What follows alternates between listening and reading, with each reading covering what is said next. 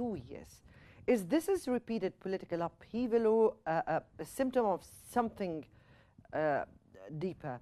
And could this kind of instability begin to erode public trust in the Fifth Republic itself? Yes, absolutely, absolutely. I mean, personally, I think it goes much deeper than simply a financial or fiscal issue or even a normal political issue. I think we are very close now to a constitutional crisis. And sadly, and I'm saying sadly because I personally, I like the Fifth Republic. And when I was a young high school student, I actually met several times the founding father of what we call the Fifth Republic, the guy who wrote the Constitution. His name was Michel Debré, an amazing legal scholar, one of the greatest legal scholars of the 20th century, who was a special advisor and prime minister to Charles de Gaulle.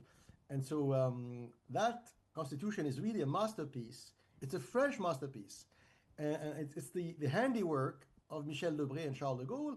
And they drafted that Constitution in 58, 59, until it was perfect in 1960. And so it's been 65, 66 years we've had in France that great, very solid constitution. And what did it do? It brought stability to a very unstable country. And people forget that for the previous 90 years, for 100 years, it's a lot of time, France was a very unstable country politically, and it was weak. And that's why the Germans were able to get rid of the French army in a few weeks at the beginning of World War II, because the country was a joke. You know, the French Constitution was a joke. And as a consequence, there was a change of prime minister in France every 3 months, every 5 months, every 6 months. And even when there wasn't a change of prime minister every 6 months, what did we have in France for 100 years? We had the rule of the parties, which some people call the tyranny of the party.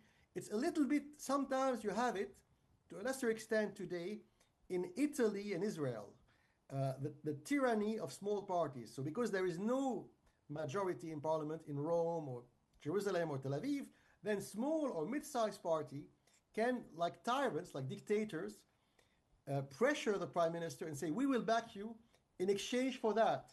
If you give me this, I'll give you that. So very unstable government, and it opens the door to dirty political horse trading, because, you know, in the dark kitchens of these political parties, in the corridors of power, the lobbies of power, they meet in secret, and the lobbyists from the parties meeting in secret, they strike dirty deals, and the people, you know, don't get what they voted for. So Charles de Gaulle and Michel Debré in 1958, they said enough. Enough is enough. We're moving to a completely different kind of republic, a presidential, mildly authoritarian, Napoleonic republic. This is the Fifth Republic. This is what they've had in France for the past 67 years. It worked quite well for the French.